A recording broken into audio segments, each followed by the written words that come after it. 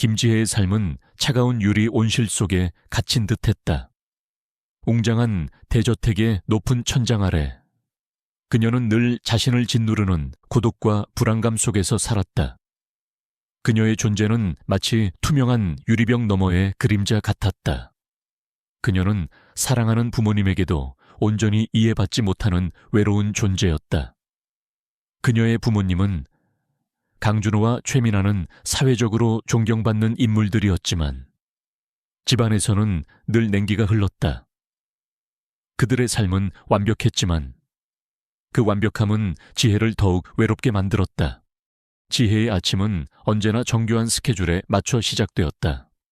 아침 식사는 고요하고 엄숙했다.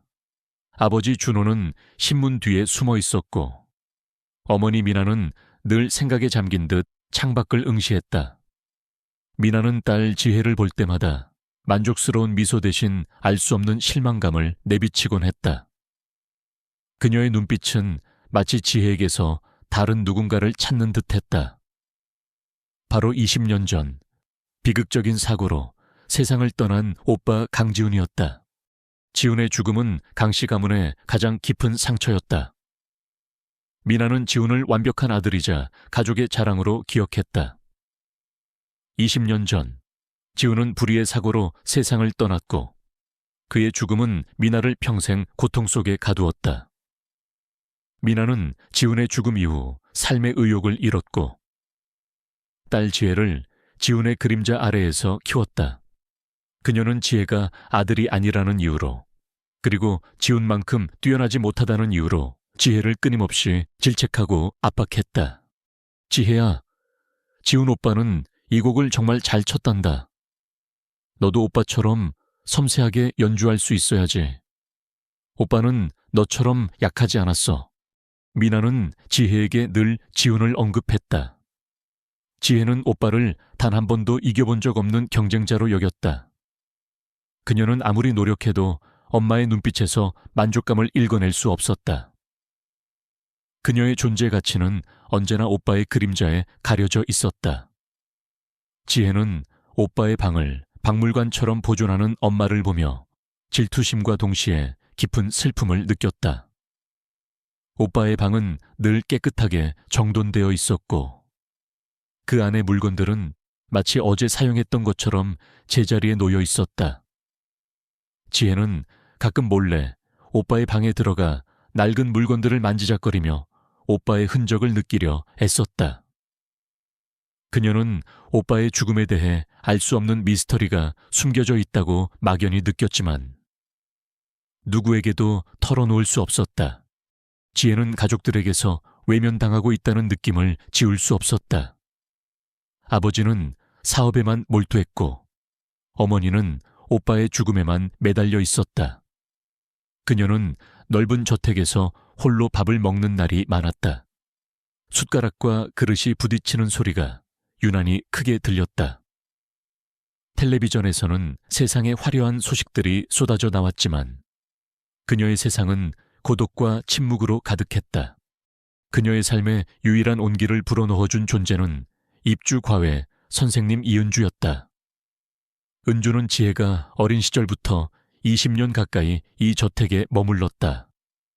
그녀는 지혜에게 공부를 가르쳤을 뿐만 아니라 지혜가 외로움을 느낄 때마다 묵묵히 그녀의 곁을 지켜주었다. 은주는 지혜가 가장 믿고 의지하는 사람이었다.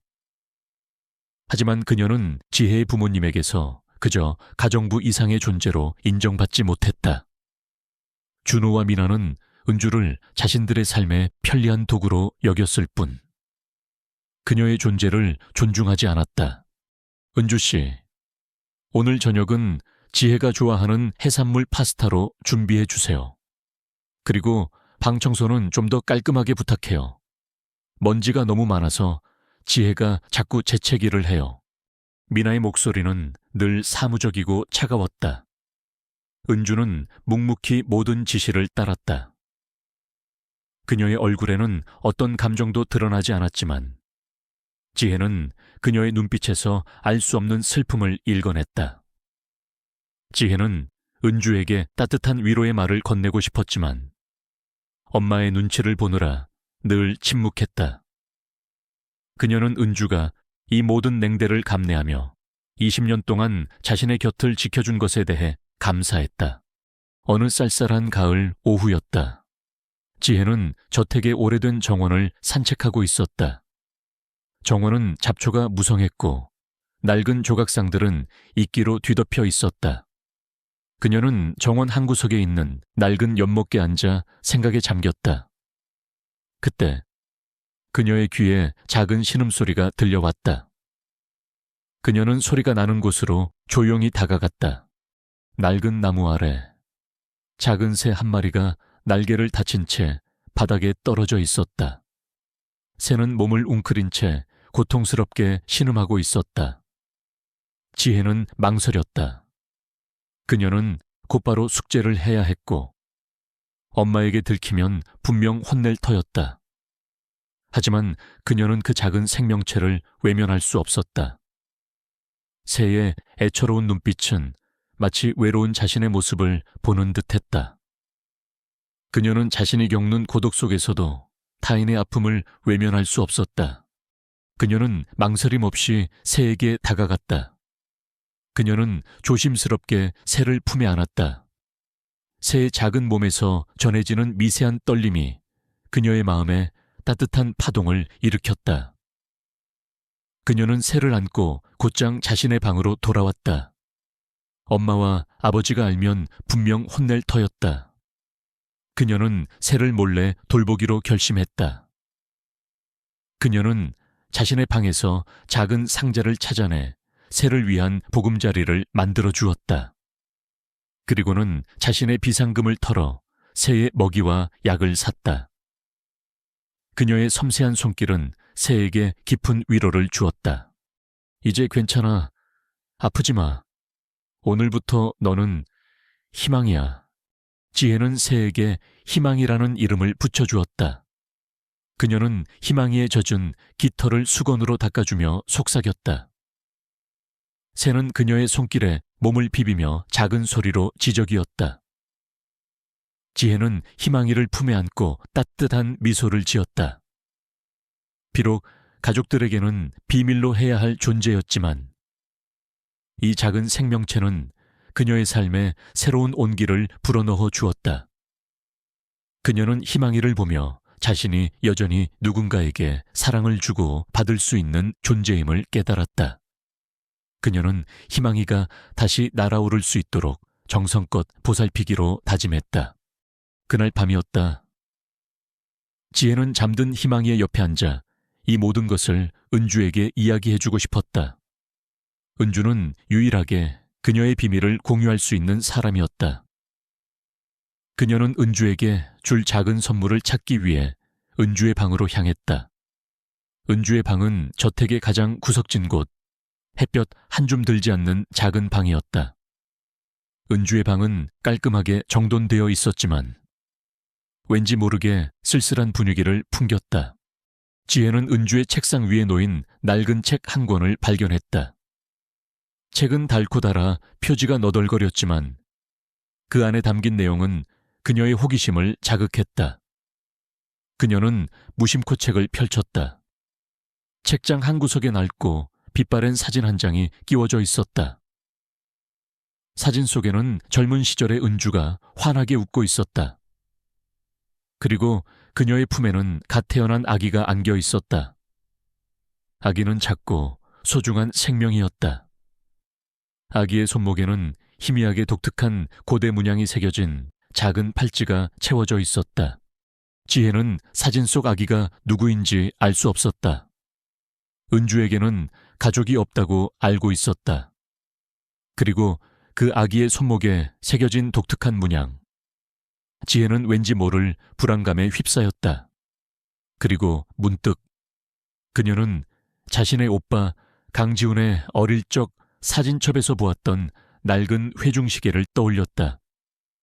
그 회중시계에도 이 사진 속 팔찌와 똑같은 독특한 문양이 새겨져 있었다. 지훈의 회중시계는 그의 유일한 유품이자 미나가 평생 소중히 간직했던 물건이었다. 지혜는 그 회중시계가 오빠에게 어떤 특별한 의미를 가진다고 생각했지만 그 이상은 알 수 없었다. 혹시 그 회중시계와 이 사진 속 아기가 어떤 관련이 있는 것은 아닐까? 그녀의 마음속에 알 수 없는 의심의 씨앗이 심어졌다. 지혜는 사진을 다시 책 속에 넣고 책을 조심스럽게 제자리에 놓았다. 그녀는 은주에게 이 사진에 대해 물어볼까 잠시 망설였지만 차마 용기가 나지 않았다. 그녀는 그 사진이 은주에 숨겨진 과거와 연결되어 있을지도 모른다는 막연한 예감을 느꼈다. 그녀는 이 모든 것이 그녀의 삶과 가족의 관계, 그리고 오빠의 죽음에 어떤 의미를 가져올지 전혀 알지 못한 채 그저 묵묵히 자신의 역할을 다하고 있었다. 그녀의 삶은 겉으로는 평온했지만 그 안에는 거대한 폭풍의 씨앗이 조용히 싹트고 있었다. 그녀는 이 희미한 사진 한 장과 아기의 손목에 새겨진 작은 문양이 그들의 모든 것을 뒤흔들 거대한 변화의 시작점이 될 것이라는 것을 직감했다. 그녀는 그 진실이 무엇일지 알지 못한 채 다만 불안한 마음으로 잠이 들었다. 김지혜의 마음속에 자리 잡은 낡은 사진 속 아기의 팔찌 문양은 그녀의 평온했던 삶에 미세한 균열을 일으켰다. 그것은 마치 잊혀진 과거의 문을 두드리는 듯한 알 수 없는 신호였지만 지혜는 그 의미를 알지 못했다. 그녀는 그저 매일 반복되는 단조로운 일상과 부모님의 냉대 속에서 고군분투할 뿐이었다. 그녀는 왠지 모를 불안감에 사로잡혀 있었다. 어느 날 아침, 강씨 가문의 저택은 심상치 않은 분위기로 가득했다. 아버지 강준호의 얼굴에는 깊은 한숨이 드리워져 있었고 어머니 최민아는 초조한 듯 손톱을 물어뜯고 있었다. 평소 침묵을 지키던 아버지의 서재에서는 격앙된 목소리가 새어나왔다. 지혜는 무슨 일이 일어났는지 알 수 없었지만 불길한 예감에 사로잡혔다. 여보, 도대체 무슨 짓을 한 거예요? 투자 실패라니. 우리 회사가 망하게 생겼잖아. 미나의 비명 같은 목소리가 서재에서 울려 퍼졌다. 지혜는 깜짝 놀라 숨을 들이켰다. 아버지가 운영하는 회사가 위기에 처했다니. 강씨 가문은 대대로 명망 높은 기업을 운영해왔지만 최근 몇 년간 준호의 무리한 투자와 무능력으로 인해 경영난에 시달리고 있었다. 미안해. 내가 너무 욕심을 부렸어. 하지만 괜찮아. 우리가 숨겨둔 비자금이 있잖아. 그거면 돼. 준호의 목소리는 힘없이 떨렸지만 그 안에는 알 수 없는 초조함이 묻어 있었다. 지혜는 비자금이라는 단어에 귀를 기울였다.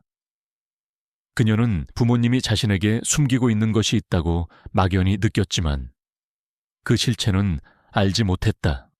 미나는 준호에게 분노의 찬 목소리로 소리쳤다. 비자금이라니, 그건 비상금으로 숨겨둔 돈이잖아. 당신이 그렇게 무책임하게 사업을 벌이는 바람에 이제 우리 집이 파산하게 생겼다고.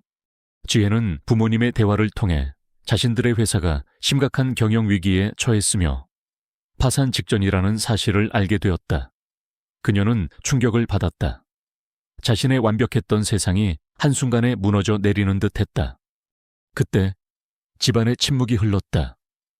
은주 선생님의 방에서 문이 열리는 소리가 들렸다. 지혜는 은주 선생님이 자신의 부모님이 싸우는 것을 듣고 나왔다는 것을 직감했다. 은주 선생님은 평소 부부싸움에는 일절 개입하지 않았지만 오늘만큼은 그녀의 얼굴에도 미묘한 긴장감이 서려 있었다. 그녀는 지혜를 향해 희미하게 미소 지었지만 그녀의 눈빛은 알 수 없는 슬픔을 담고 있었다. 다음 날 아침 저택의 분위기는 더욱 암울해졌다. 준호는 회사에 나가지 않았고 미나는 종일 방에 틀어박혀 있었다. 빚쟁이들에게서 전화가 끊임없이 걸려왔고 저택에는 살벌한 분위기가 감돌았다. 지혜는 그 모든 상황 속에서 홀로 고립된 듯 느꼈다. 그때 지혜의 방문이 조용히 열렸다. 이은주 선생님이었다. 은주는 지혜의 침대 옆에 앉아 그녀의 손을 잡았다. 그녀의 손은 따뜻했지만 그녀의 얼굴은 창백했다. 지혜야, 선생님은 오늘 이 집을 떠나야 할 것 같아. 은주의 목소리는 나지막했지만 지혜에게는 청천벽력과 같았다. 은주 선생님이 떠난다니 그녀는 자신이 이 모든 고통 속에서 기댈 수 있는 유일한 존재였다. 지혜는 눈물을 글썽이며 은주를 바라봤다. 선생님, 왜요? 어디 가세요? 저를 두고 가지 마세요. 지혜의 목소리는 흐느꼈다. 은주는 지혜의 머리를 쓰다듬으며 희미하게 미소 지었다. 그녀의 눈빛은 슬픔과 함께 알 수 없는 결연함을 담고 있었다. 선생님은 이제 지혜를 가르칠 필요가 없어. 지혜는 이제 다 컸으니까. 그리고 선생님에게도 찾아야 할 진실이 있어. 은주의 말이 끝나자마자 지혜는 그녀의 손에 들린 낡은 봉투 한 통을 발견했다. 봉투에는 아무런 이름도 쓰여 있지 않았다. 은주는 봉투를 지혜의 손에 쥐어주었다. 이건 선생님이 지혜에게 남기는 마지막 선물이야. 지혜가 이 모든 것을 읽을 때쯤이면 아마도 선생님은 멀리 떠나 있을 거야. 하지만 기억해. 지혜는 결코 혼자가 아니야. 선생님은 항상 지혜의 곁에 있을 거야. 은주의 목소리는 떨렸다. 그녀의 눈에서는 눈물이 흘러내렸다. 그녀는 지혜의 얼굴에 입을 맞추고 조용히 방을 나섰다. 지혜는 은주가 사라지는 뒷모습을 멍하니 바라봤다. 그녀의 마음속에는 알 수 없는 불안감과 함께 묘한 호기심이 밀려왔다. 은주 선생님이 자신에게 남긴 마지막 선물. 그 안에 무엇이 담겨 있을까? 지혜는 봉투를 열었다. 봉투 안에는 낡은 종이 한 장이 들어 있었다. 종이에는 은주의 필체로 쓰인 글귀가 있었다. 지혜야, 너는 결코 혼자가 아니야. 네가 진실을 찾고 싶다면 너의 오빠 강지훈의 방으로 가. 그곳에 모든 진실이 숨겨져 있어. 특히 그곳에 숨겨진 낡은 회중시계를 찾아. 그리고 너의 부모님이 너에게 숨기고 있는 가문의 비밀을 파헤쳐. 선생님은 항상 너를 믿고 응원할 거야. 지혜의 심장이 쿵 하고 떨어졌다. 오빠 지훈의 방, 그리고 낡은 회중시계, 그리고 가문의 비밀. 지혜는 자신이 어릴 적 오빠의 사진첩에서 보았던 낡은 회중시계를 떠올렸다. 그 회중시계에는 자신이 은주 선생님의 방에서 발견했던 사진 속 아기의 팔찌 문양과 똑같은 문양이 새겨져 있었다. 이 모든 것이 연결되어 있다는 강한 직감을 느꼈다. 은주 선생님이 자신에게 어떤 진실을 알려주려 한다는 것을 직감했다. 그때 저택의 현관문이 열리고 닫히는 소리가 들렸다. 은주 선생님이 떠나는 소리였다. 지혜는 창밖을 바라봤다. 은주의 작은 그림자가 저택의 현관을 벗어나고 있었다. 지혜는 그녀를 붙잡고 싶었지만 그녀는 이미 너무 멀리 가버렸다. 지혜는 손에 든 은주의 편지를 꽉 움켜쥐었다. 그녀는 은주 선생님이 왜 이런 편지를 남겼는지, 왜 자신의 부모님이 자신에게 비밀을 숨기고 있는지 알 수 없었다. 하지만 그녀는 이제 더 이상 피할 수 없었다. 그녀는 이 모든 진실을 밝혀내야만 했다. 그것은 그녀의 가족을 구원하고 오빠의 죽음에 대한 미스터리를 풀 유일한 길임을 직감했다. 준호와 미나는 은주가 떠난 것에 대해 아무런 감정 변화도 보이지 않았다. 그들은 여전히 회사의 파산 위기와 빚 독촉에 시달리고 있었다. 그들은 은주를 그저 가정부로만 여겼을 뿐 그녀가 어떤 비밀을 간직하고 있었는지 알지 못했다. 그들은 혜진이 은주에게서 받은 편지에 대해서도 전혀 알지 못했다. 지혜는 이 모든 진실을 혼자서 감당해야 했다. 그녀는 이제 더 이상 평범한 삶으로 돌아갈 수 없었다. 그녀는 자신의 명예를 되찾고 오빠의 죽음에 대한 진실을 밝히기 위해 이 모든 여정을 시작해야만 했다. 그녀의 눈빛은 복수심과 함께 알 수 없는 진실을 향한 갈망으로 불타올랐다. 그녀는 자신이 상상조차 하지 못했던 자신의 출생의 비밀과 마주하게 될 것이라는 사실을 전혀 알지 못한 채 말이다. 이은주 선생님의 편지는 김지혜의 마음에 작은 불씨를 지폈다. 오빠 강지훈의 방, 낡은 회중시계, 그리고 가문의 비밀, 이 모든 단어들이 지혜의 머릿속을 맴돌았다. 그녀는 부모님이 자신에게 숨기고 있는 거대한 비밀이 있음을 직감했다. 그녀는 그 진실을 밝히기 위해 움직여야만 했다.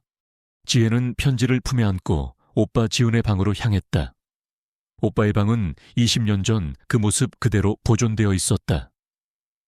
먼지 하나 없이 깨끗했지만 그 고요함 속에는 알 수 없는 슬픔과 그리움이 깃들어 있었다. 미나는 매일같이 이 방을 청소하며 아들의 흔적을 지키려 했지만 지혜는 이 방 안에 숨겨진 진실이 있음을 확신했다.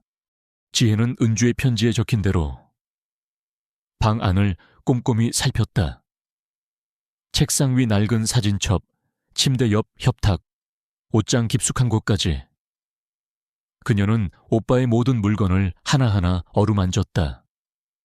그녀의 손끝에 닿는 모든 것에서 오빠의 온기가 느껴지는 듯했다. 그녀는 자신이 어릴 적 오빠와 함께 놀았던 기억들을 떠올렸다. 마침내 그녀의 시선이 오빠의 침대 아래에 있는 낡은 서랍장으로 향했다. 서랍장은 굳게 잠겨 있었다. 지혜는 서랍장을 열기 위해 애썼지만 쉽지 않았다. 그때 그녀의 눈에 문득 서랍장 옆면에 있는 작은 틈새가 들어왔다. 너무 작아서 눈에 띄지 않았지만 자세히 보니 그 틈새 안쪽에 희미하게 빛나는 무언가가 있었다. 지혜는 조심스럽게 머리핀을 꺼내 그 틈새를 파고들었다. 딸깍 하는 소리와 함께 서랍장이 열렸다. 서랍 안에는 낡은 인형, 빛바랜 그림, 그리고 가장 깊숙한 곳에 꽁꽁 싸매져 있던 낡은 회중시계가 놓여 있었다. 회중시계는 세월의 흔적인지 녹이 새으러 있었지만 그 안에 새겨진 문양은 여전히 또렷했다. 그것은 지혜가 은주 선생님의 방에서 발견했던 사진 속 아기의 팔찌 문양과 똑같았다. 지혜의 심장이 쿵하고 떨어졌다.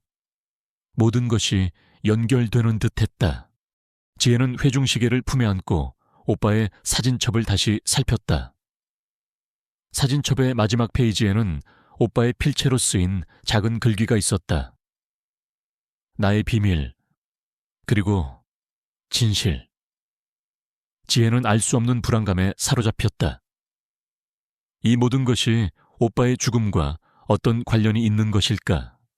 그때 은주가 편지에서 언급했던 가문의 비밀이 떠올랐다. 지혜는 오빠의 방에 있는 낡은 책들을 뒤지기 시작했다. 강씨 가문의 오래된 족보, 가문의 역사서, 그리고 할아버지가 남긴 수수께끼 같은 기록들. 지혜는 그 모든 것이 오빠의 죽음과 연결되어 있음을 직감했다. 그녀는 밤낮으로 책들을 탐독하며 오빠가 남긴 단서들을 해독하기 위해 애썼다. 그녀는 고고학에 대한 깊은 지식을 가지고 있었기에 고대 문자와 암호 해독에 능숙했다. 그녀는 그 재능이 지금 이 순간 그에게 필요한 유일한 무기임을 깨달았다. 며칠 밤낮을 세워가며 연구한 끝에 지혜는 마침내 족보 속에서 충격적인 사실을 발견했다. 강씨 가문은 대대로 내려오는 유전병을 앓고 있었다. 그 병은 특히 남성 후손들에게 치명적이었고 어린 나이에 심장 이상을 일으켜 죽음에 이르게 했다. 그동안 저주라고 불렸던 지훈의 죽음은 사실 이 유전병 때문이었던 것이다. 그리고 족보의 한 구석에는 낡은 회중시계에 새겨진 문양과 똑같은 문양이 그려져 있었고 그 옆에는 이 유전병에 대한 경고와 함께 이 병을 치료할 수 있는 특정 약초에 대한 단서가 희미하게 기록되어 있었다. 할아버지와 아버지는 이 병의 존재를 알고 있었지만 가문의 명예가 실추될까봐 이 사실을 철저히 숨겼던 것이었다. 이건 말도 안 돼. 오빠는 저주 때문에 죽은 게 아니었어. 병 때문에. 지혜의 눈에서는 눈물이 본물처럼 쏟아져 내렸다.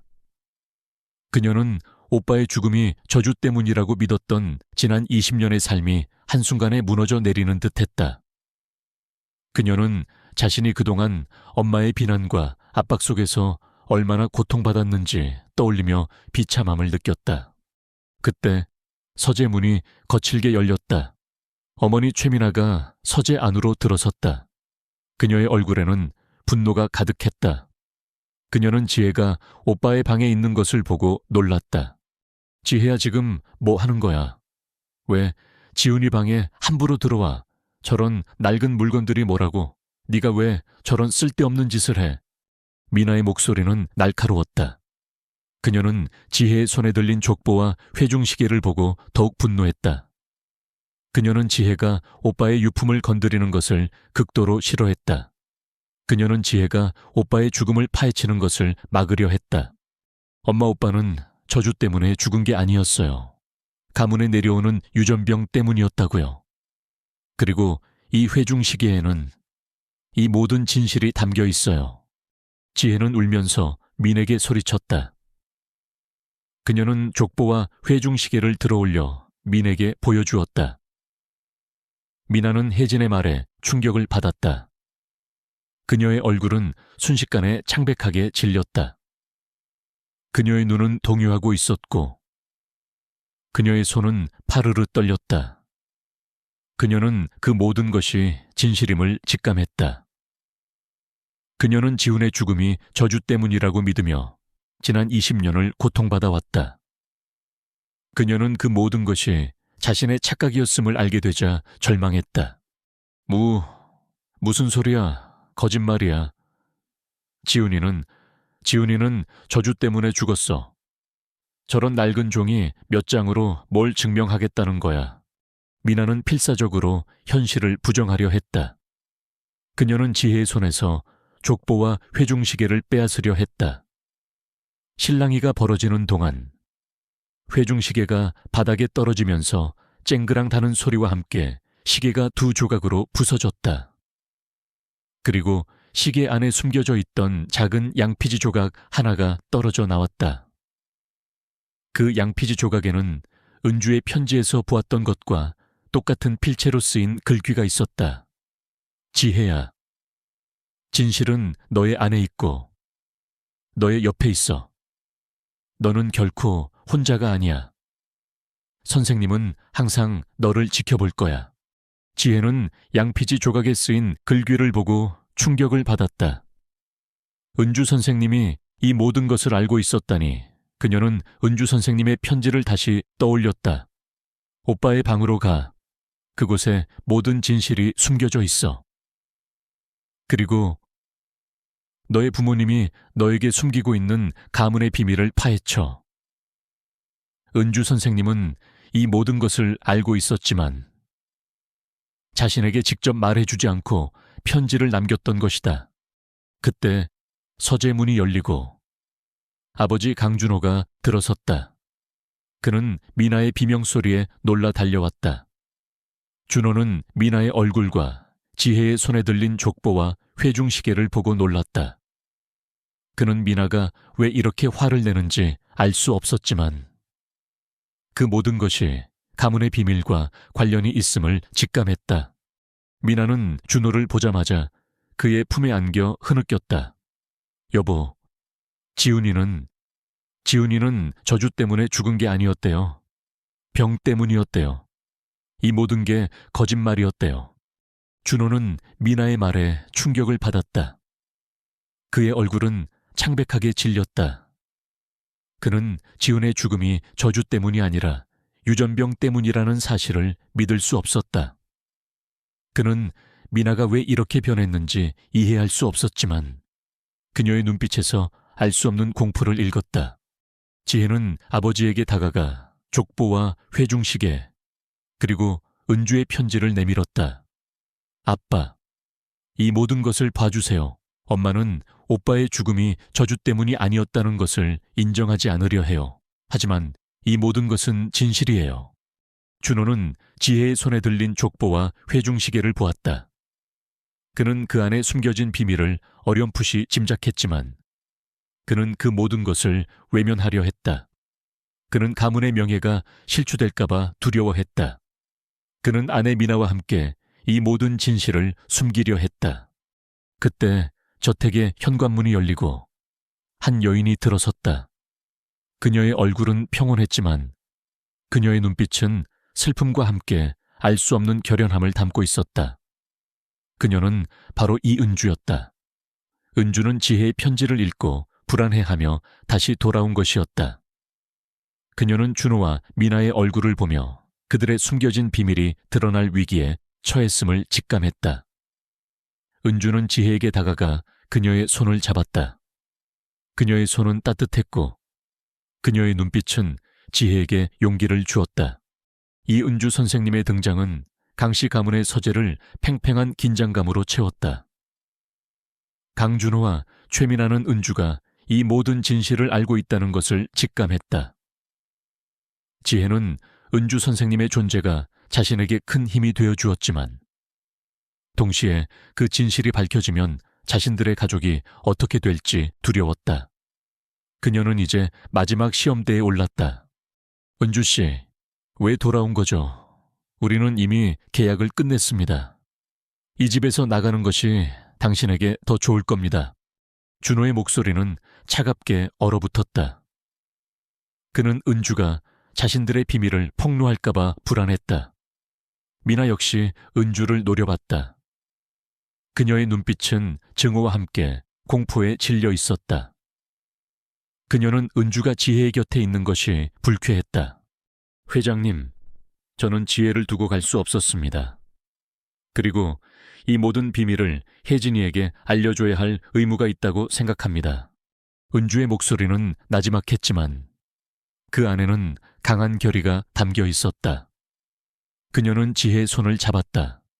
준호와 미나는 은주의 말에 충격을 받았다.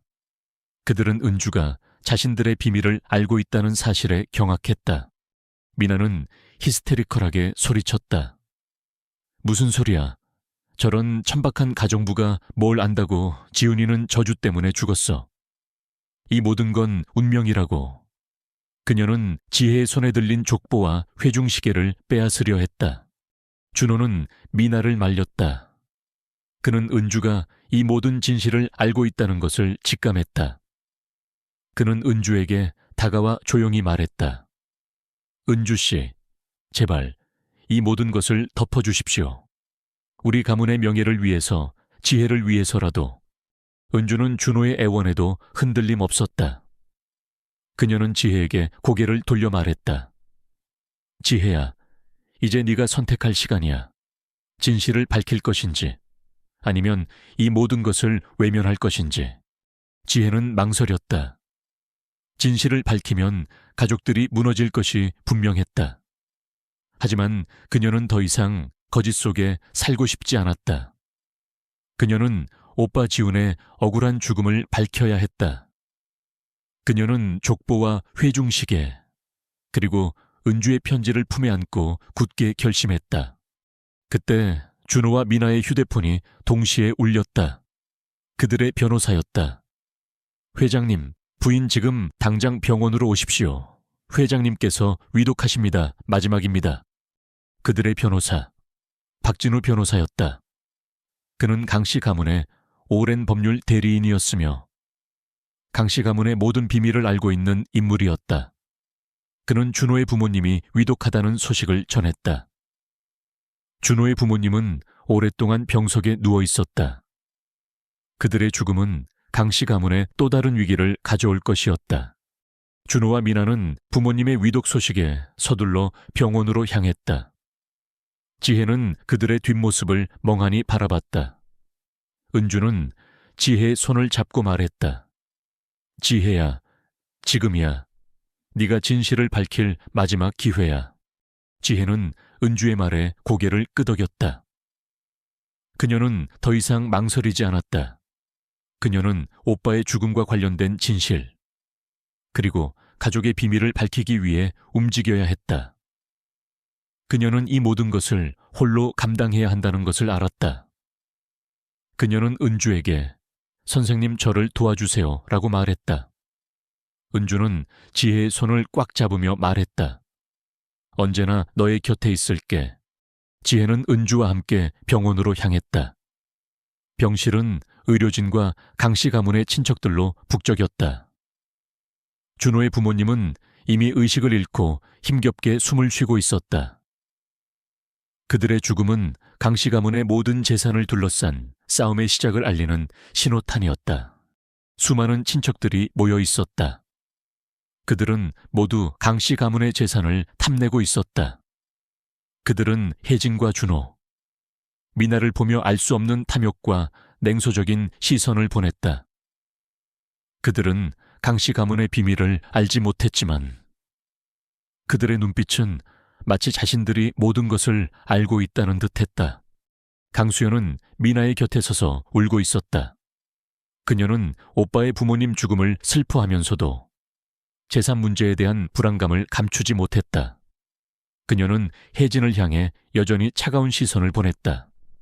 그녀는 혜진이 이 모든 상황을 악용하여 재산을 가로채려 한다고 의심했다. 언니, 엄마 아빠가 돌아가시면 재산은 다 우리 거야. 언니는 아무것도 못 가져가. 수연의 목소리는 날카로웠다. 그녀는 혜진을 비난하는 말을 쏟아냈다. 혜진은 그 모든 비난 속에서 쥐구멍이라도 숨고 싶었다. 박진우 변호사는 혜진의 곁으로 다가왔다. 그의 얼굴은 피곤했지만 그의 눈빛은 단단했다. 그는 혜진에게 김지혜 씨, 지금은 불리합니다. 강수연 씨는 모든 것을 알고 있습니다. 당신에게 불리한 증거들을 확보하고 있습니다라고 속삭였다. 그는 강씨 가문의 비밀과 관련된 모든 정보를 알고 있었기에 혜진이 진실을 밝히는 것이 얼마나 위험한 일인지 알고 있었다. 강씨 가문의 부모님이 위독하다는 소식은 언론에도 보도되었다. 강씨 가문, 풍전등화, 상속 문제로 내홍심화라는 자극적인 제목으로 대중의 이목을 끌었다. 혜진은 순식간에 재벌가 사위에 숨겨진 비자금이라는 루머와 함께 재산을 노리는 악녀로 낙인 찍혔다. 그녀의 삶은 이제 공개적으로 심판받는 투기장이 되었다. 그녀는 모든 것을 홀로 감당해야 했다. 병원 로비에는 기자들이 진을 쳤고 그녀는 더 이상 평범한 삶을 살 수 없었다. 그녀는 자신의 명예를 회복하고 오빠의 죽음에 대한 진실을 밝히기 위해 최후의 싸움에 홀로 맞서야 했다. 그녀의 유일한 위로는 은주의 편지 속 희망이라는 단어였다. 그녀는 은주의 편지를 다시 읽었다. 지혜야, 진실은 너의 안에 있고 너의 옆에 있어. 너는 결코 혼자가 아니야. 선생님은 항상 너를 지켜볼 거야.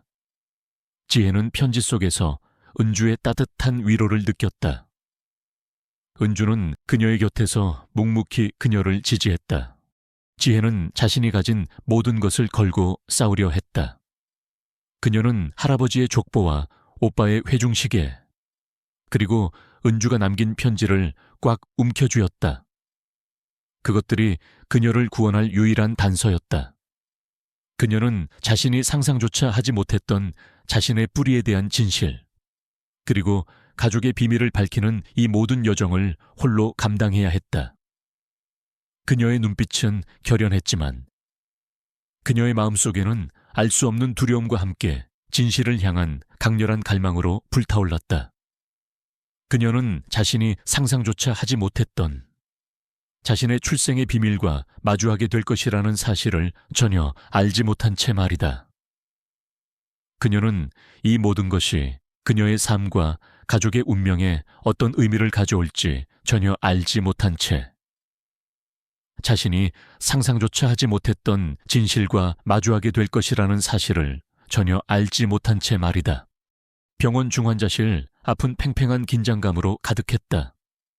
강준호와 최민아의 부모님은 이미 의식을 잃은 채 생사의 갈림길에 서 있었고, 그들의 죽음은 강씨 가문의 막대한 재산을 둘러싼 싸움의 서막을 알리는 신호탄이었다. 강수연은 오빠와 올케를 향한 증오심을 숨기지 않았고, 지혜는 그 모든 비난 속에서 홀로 고통받았다. 이은주 선생님은 지혜의 곁을 묵묵히 지키며 그녀에게 힘을 실어주었다. 지혜는 이제 모든 진실을 밝히기 위한 최후의 시험대에 올랐다.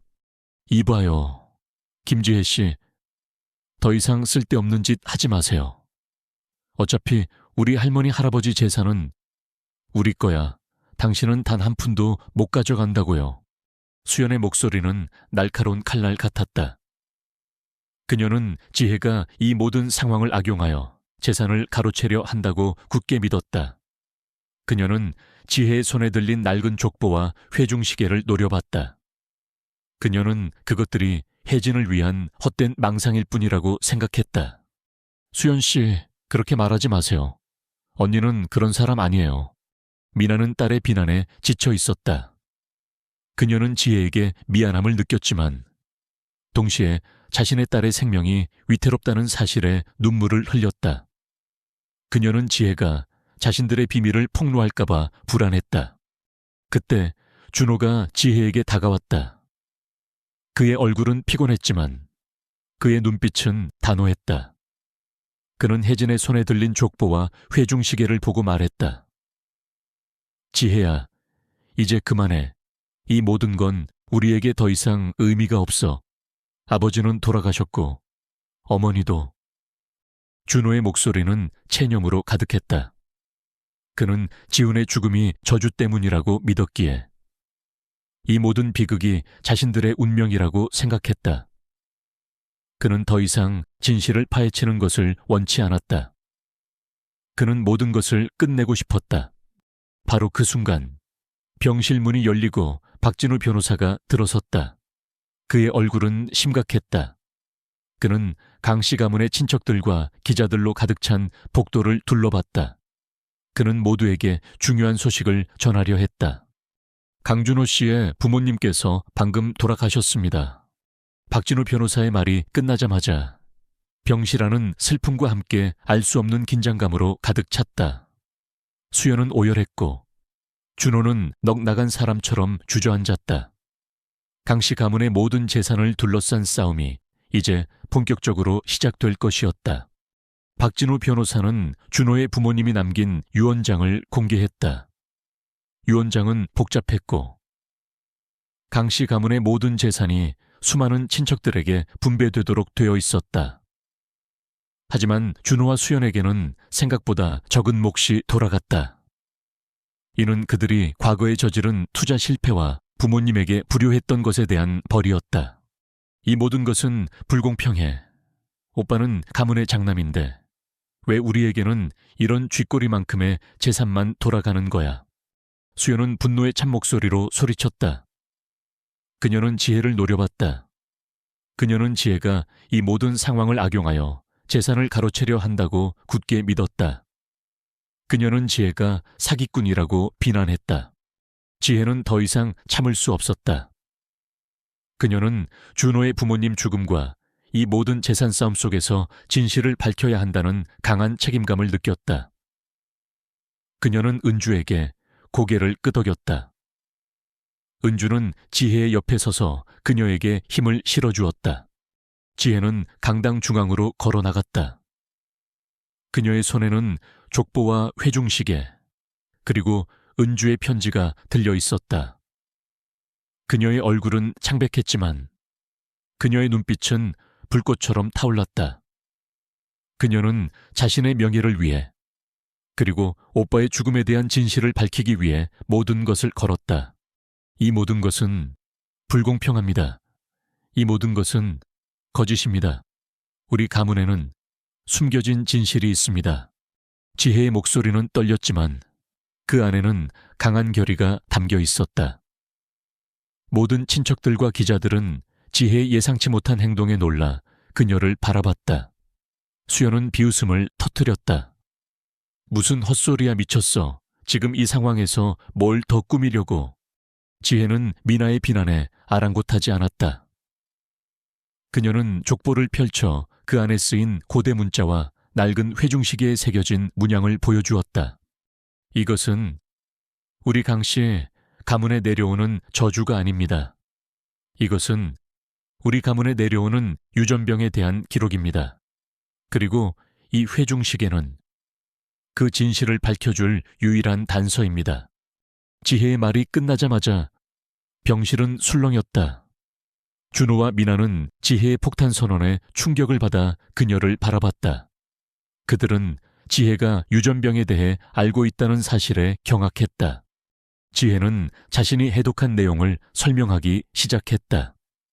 그녀는 족보 속에 기록된 조상들의 죽음의 원인이 모두 이 유전병의 증상과 일치한다는 것을 증명했다. 그녀는 또한 회중시계에 새겨진 문양과 족보 속의 고대 문자가 이 유전병에 대한 경고와 함께 이 병을 치료할 수 있는 특정 약초에 대한 단서임을 밝혀냈다. 우리 가문은 지난 20년간 저주 때문에 고통받은 것이 아닙니다. 우리는 이 유전병 때문에 고통받았습니다. 그리고 이 모든 것을 알고 계셨던 할아버지와 할머니께서는 이 진실을 숨기려 하셨습니다. 지혜의 말이 끝나자마자 강씨 가문의 친척들은 충격에 휩싸였다. 그들은 저주가 아니라 병이었다는 사실에 놀랐다.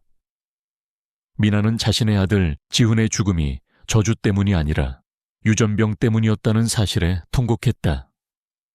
준호 역시 자신이 저주에 걸렸다고 믿었던 지난 세월을 떠올리며 절망했다. 이 모든 것은 거짓입니다. 저 여자는 사기꾼입니다. 지혜는 미쳤어요. 수연은 필사적으로 현실을 부정하려 했다. 그녀는 혜진에게 달려들어 족보를 찢으려 했다. 그때 박진우 변호사가 수연을 제지했다. 그의 얼굴은 심각했다. 그는 혜진이 제시한 증거들이 모두 진실임을 직감했다. 재판장님, 지금 당장 이 모든 것을 증명할 수 있는 결정적인 증거가 있습니다.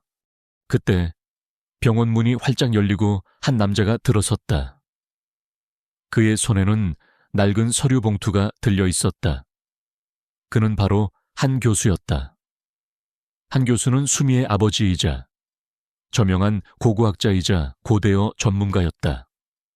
그는 수미의 전화를 받고 혜진의 도움을 위해 달려온 것이었다. 이것은 김씨 가문의 유전자 분석 결과입니다.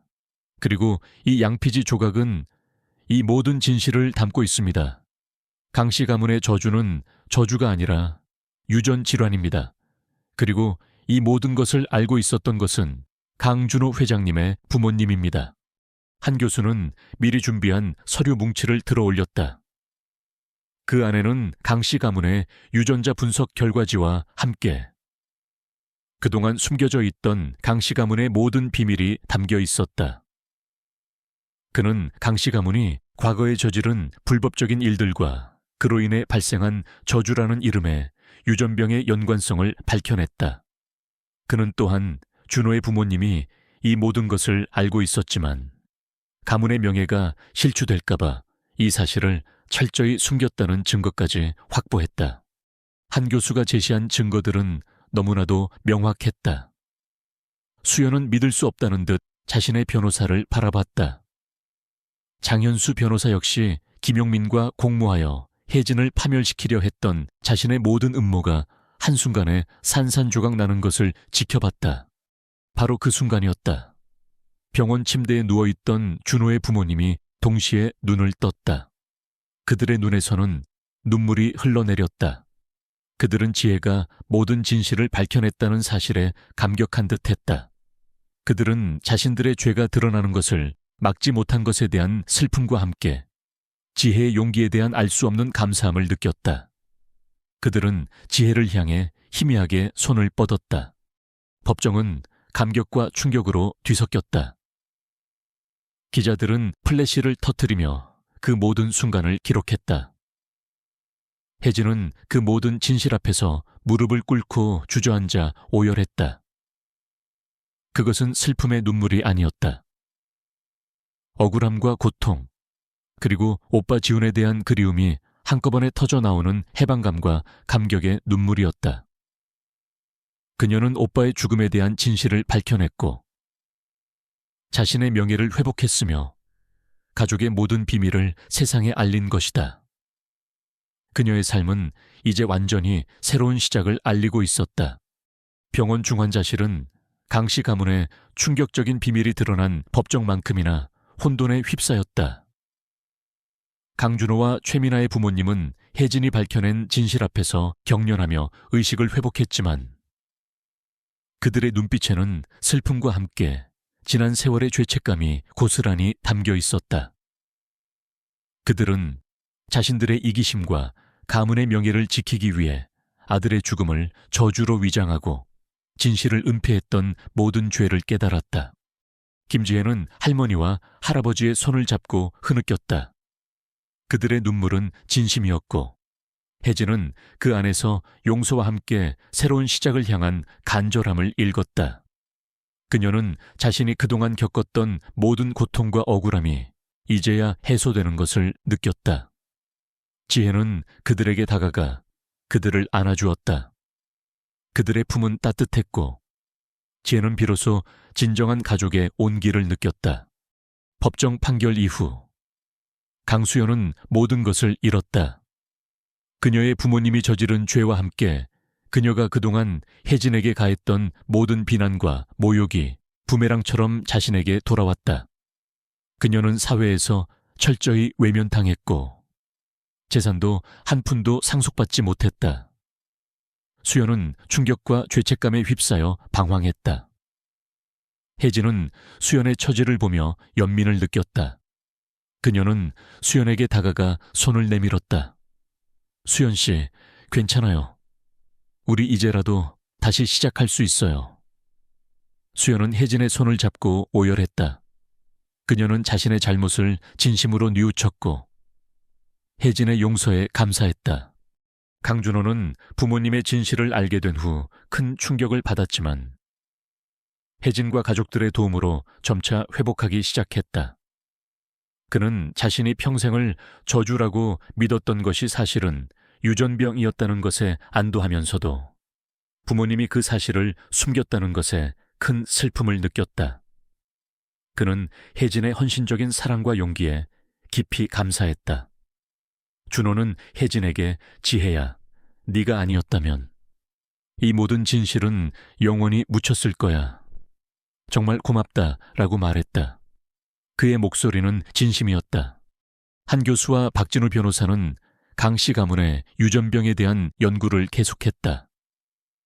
그들은 혜진이 밝혀낸 족보와 회중시계 속 단서들을 바탕으로 유전병의 원인을 더 깊이 파헤쳤고 마침내 이 병을 완치할 수 있는 치료법을 개발하는 데 성공했다.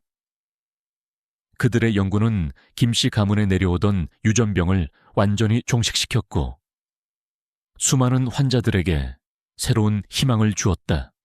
지혜는 이 모든 과정 속에서 자신의 삶에 새로운 의미를 찾았다.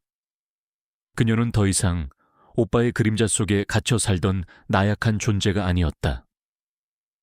그녀는 진실을 밝히고 가족을 구원한 강인한 여인이 되었다. 그녀는 자신의 피아노 재능을 활용하여 사회에 기여하고 싶었다. 혜진은 강 씨 가문의 모든 재산을 사회에 환원하기로 결심했다. 그녀는 그 재산으로 강 씨 가문 치유 재단 하나를 설립했다.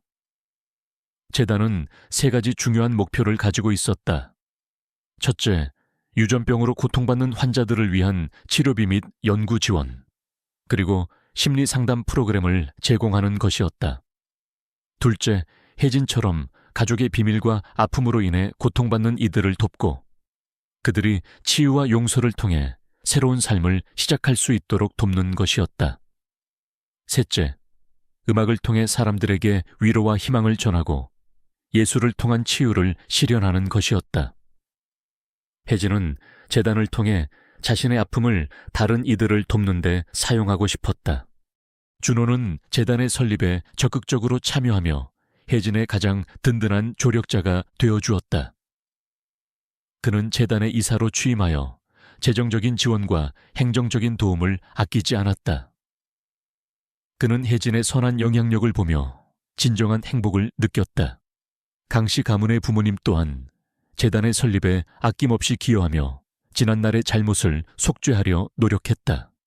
그들은 이제 딸 지혜에게 진정한 사랑과 존경을 보내는 부모가 되었다. 혜진의 피아노 소리는 더 이상 슬픔이나 고독을 담고 있지 않았다. 그녀의 연주는 이제 기쁨과 희망, 그리고 감사함으로 가득 찼다. 그녀는 재단의 기금 마련을 위한 콘서트에서 피아노를 연주했고, 그녀의 음악은 많은 이들의 마음에 깊은 울림을 주었다. 그녀는 자신의 음악을 통해 사람들에게 위로와 치유를 선사했고, 그녀의 연주는 많은 이들의 마음을 움직였다. 혜진의 삶에는 진정한 평화가 찾아왔다. 그것은 단순히 갈등의 부재가 아니었다. 잃어버린 진실을 찾아내고 상처를 치유하며 새로운 가족을 맞이하고 그리고 타인을 용서한 완전하고 진정한 평화였다.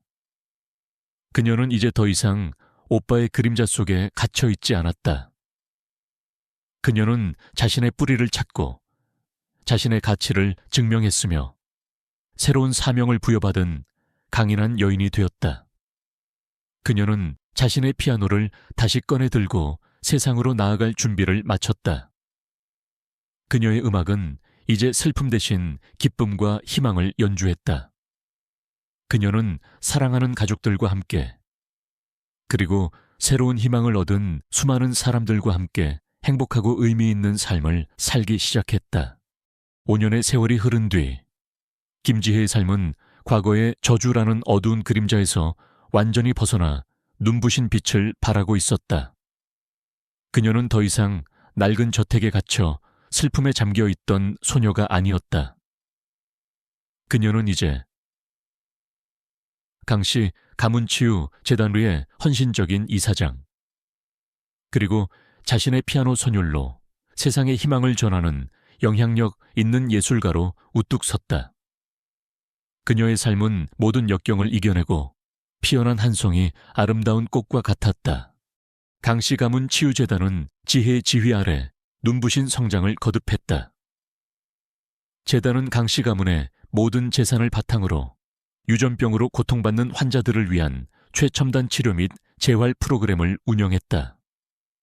지혜가 직접 밝혀낸 유전병의 비밀과 한 교수의 헌신적인 연구 덕분에 강씨 가문에 내려오던 유전병은 이제 더 이상 치명적인 존재가 아니었다. 재단은 또한 가족의 비밀과 아픔으로 인해 트라우마를 겪는 이들을 위한 심리상담 및 예술치료 프로그램을 제공하며 그들이 치유와 용서를 통해 새로운 삶을 시작할 수 있도록 도왔다. 지혜는 재단을 통해 자신의 아픔을 다른 이들을 돕는 데 사용하며 그들에게 희망을 주고자 했다. 지혜는 자신의 피아노 재능을 활용하여 재단의 모든 홍보물과 교육 자료를 직접 디자인했다. 그녀의 섬세하고 따뜻한 그림들은 재단의 상징이 되었고 많은 사람들에게 위로와 용기를 주었다. 그녀는 또한 재단 산하에 희망의 선율음악 학교를 설립하여 재능 있는 아이들에게 무료로 음악 교육을 제공했다. 그녀는 자신이 과거에 겪었던 어려움을 다른 아이들이 겪지 않도록 돕고 싶었다. 이곳은 그녀의 어린 시절 꿈을 실현하는 공간이자 아이들의 꿈을 키워주는 희망의 요람이 되었다. 강준호는 재단의 이사로서 지혜의 든든한 동반자가 되어주었다. 그는 유전병 치료를 통해 건강을 되찾았고 과거의 무능함과 체념 대신 책임감과 희망으로 가득 찬 삶을 살았다. 그는 재단의 재정적인 지원과 행정적인 도움을 아끼지 않았다. 그는 여동생 지혜의 선한 영향력을 보며 진정한 행복을 찾았다.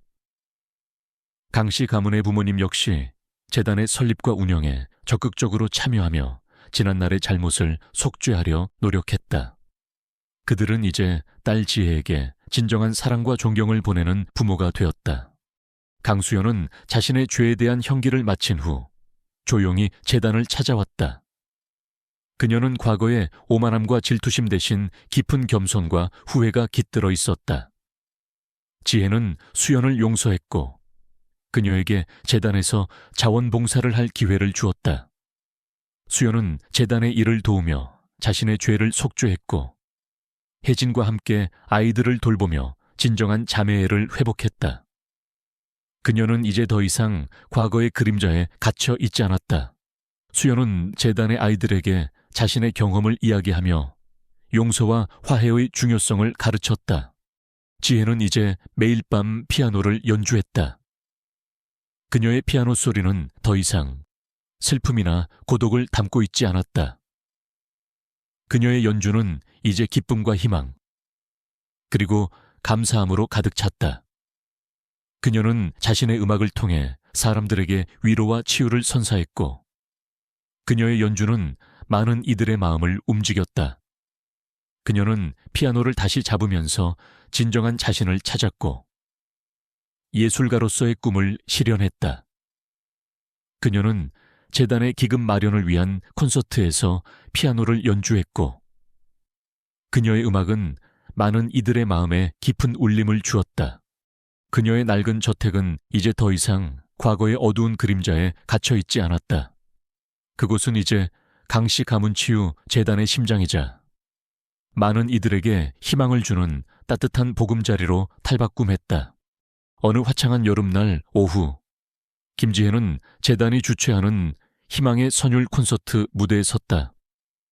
콘서트는 재단 설립 5주년을 기념하고 재단에 대한 인식을 높이기 위해 낡은 저택의 정원에서 열렸고 수많은 사람들이 참석하여 그녀를 응원했다. 무대 위 지혜의 모습은 그 어느 때보다 빛나고 아름다웠다.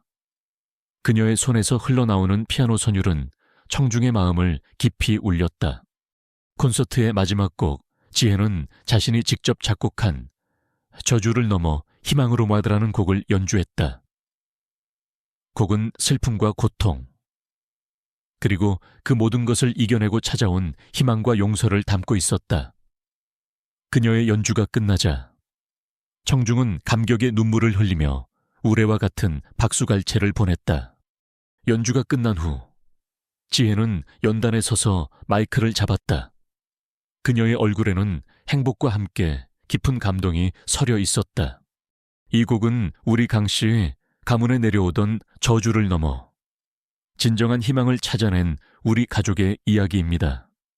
그것은 저주가 아니라 유전병이었고 우리는 그 진실을 외면하지 않고 용기와 사랑으로 마주했습니다. 오늘 이 자리에 있는 우리 가족처럼, 그리고 이 곡의 선율처럼 아픔은 치유될 수 있고 절망은 희망으로 바뀔 수 있습니다. 우리는 이 재단을 통해 아픔을 겪는 모든 이들에게 희망의 빛을 전하고 싶습니다. 지혜의 목소리는 진심으로 울려 퍼졌다. 그녀는 자신의 손목을 들어 올렸다. 그곳에는 희미하게 새겨진 복숭아꽃이 모양의 점이 빛나고 있었다. 그것은 이제 그녀의 아픔이 아니라 그녀의 뿌리이자 그녀가 가진 가장 소중한 증표가 되었다. 그녀는 그 점을 어루만지며 조용히 미소 지었다. 그 점은 오빠 강지훈과의 추억이자 그녀가 밝혀낸 진실의 증거였다. 저녁 노을이 붉게 물들며 저택을 비추었다. 저택 안의 창문마다 따뜻한 불빛이 새어나왔고 그 안에서 치유와 희망의 소리가 들리는 듯했다. 낡은 저택은 더 이상 어둡고 칙칙한 곳이 아니었다. 그것은 진실과 희망을 품은 빛나는 공간이 되었다. 김지혜의 삶은 과거의 그림자 속에서 시작되었지만 결국 그녀는 모든 역경을 이겨내고 가장 찬란하고 아름다운 두 번째 봄을 맞이했다. 그녀의 이야기는 사랑과 용서, 그리고 희망이 모든 역경을 이겨내고 진정한 가족의 의미를 만들어낼 수 있음을 보여주는 진정한 기적의 증거가 되었다. 여러분 어떠셨나요? 김지혜 씨의 이야기가 여러분의 마음에 깊은 울림을 주었기를 바랍니다. 20년간 묵묵히 가족의 일을 돌봐준 입주 과외 선생님의 편지 한 통이 그녀의 삶을 뒤흔들고 가족의 숨겨진 비밀을 밝혀내며 가장 찬란한 두 번째 봄을 맞이하는 그녀의 이야기는 우리에게 깊은 감동을 선사합니다.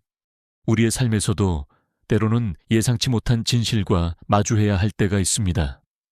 하지만 김지혜 씨처럼 용기와 지혜로 그 진실을 받아들이고 상처를 치유하며 사랑과 이해로 새로운 가족을 만들어 나가는 강인한 마음을 가진다면 우리는 어떤 역경도 극복하고 진정한 행복을 찾아낼 수 있을 것입니다.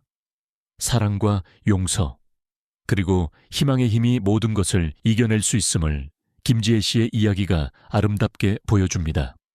오늘 이야기가 좋으셨다면 구독과 좋아요 부탁드립니다. 그리고 다음 이야기에서 만나고 싶은 주제나 캐릭터가 있다면 댓글로 남겨주세요. 여러분의 소중한 의견은 저에게 큰 힘이 됩니다. 다음에도 따뜻하고 감동적인 이야기로 찾아뵙겠습니다. 감사합니다.